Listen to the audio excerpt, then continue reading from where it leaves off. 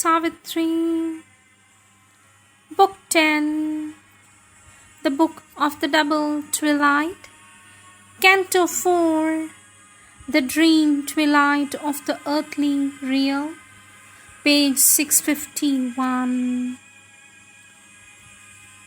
The wise are tranquil, silent the great hills rise ceaselessly towards their unreached sky. Seated on their unchanging base, their heads dreamless in heaven's immutable domain. On their aspiring tops, sublime and still, lifting halfway to heaven, the climbing soul, the mighty mediators stand content to watch the revolutions of the stars. Motionlessly moving with the might of earth, they see the ages pass and are the same. The wise think with the cycles, they hear the tread of far-off things. Patient, unmoved, they keep their dangerous wisdom in their depths restrained, lest man's frail days into the unknown should sink, dragged like a ship by bound Leviathan into the abyss of his stupendous seas. Lo, how all shakes when the gods tread too near! All moves, is in peril, anguish torn, upheaved. The hurrying aeons would stumble on too swift if strength from heaven surprised the imperfect earth, and weanless knowledge smote these unfit souls. The deities have screened their dreadful power. God hides his thought, and even he seems to err. Be still and tardy in the slow wise world. Mighty are thou with the dread goddess filled, to whom thou criest at dawn in the dim woods. Use not thy strength like the wild Titan souls. Touch not the seated lines, the ancient laws. Respect the calm of great established things. But Savitri replied to the huge god, what is the calm thou wantest, O law, O death?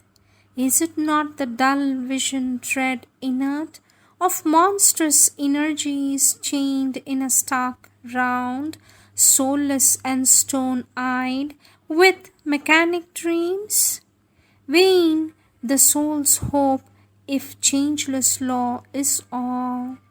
Ever to the new and the unknown press on, the speeding aeons justifying God. What were earth's ages if the grey restraint were never broken and glories sprang not forth, bursting the obscure sea, while man's slow life leaped, hurried into sudden splendid paths by divine words and human gods revealed? Impose not upon sentient minds and hearts the dull fixity that binds inanimate things.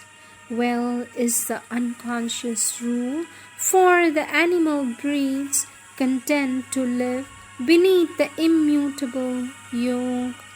Man turns to a nobler walk, a master path.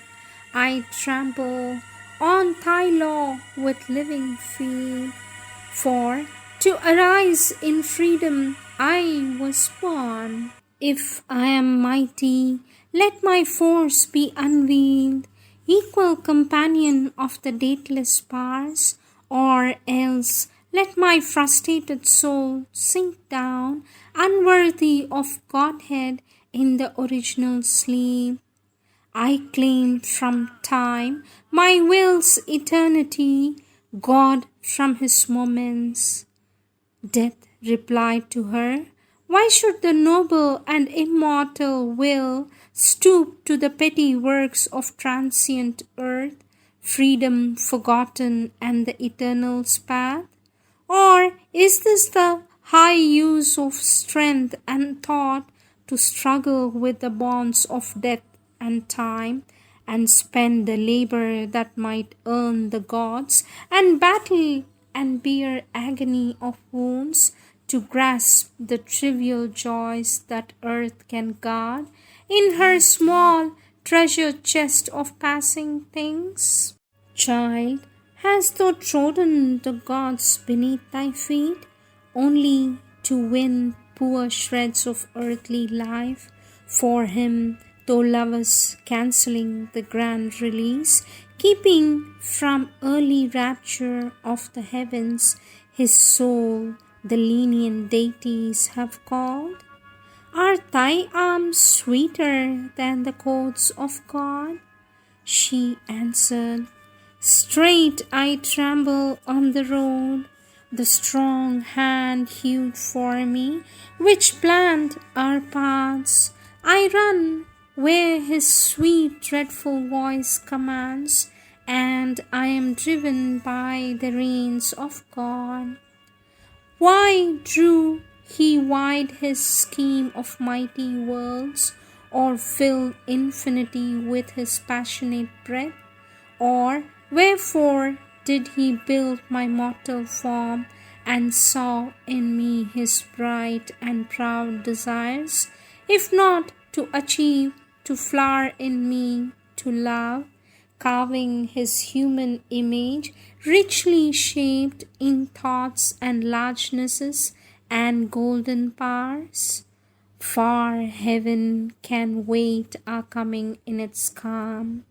Easy the heavens were to build for God. Earth was his difficult matter, earth the glory gave of the problem and the race and strife. There are the omnious mass, the terrible powers, there it is greatness to create the gods. Is not the spirit immortal and absolved, always delivered from the grasp of time? Why came it down into the mortal space? A charge he gave to his high spirit in man, and wrote a hidden decree on nature's tops. Freedom is this with ever-seated soul, large in life's limits, strong in matter's knots, building great stuff of action from the worlds, to make fine wisdom from coarse, scattered strands, and love and beauty out of war and night. The wager wonderful, the game divine. What liberty has the soul which feels not free, unless stripped bare and cannot kiss the bonds the lover winds around his playmate's limbs, choosing his tyranny, crushed in his embrace? To seize him better with her boundless heart, she accepts the limiting circle of his arms, bows full of bliss beneath his mastering hands, and laughs in his rich constraints, most bound, most free. This is my answer to thy lures, O death.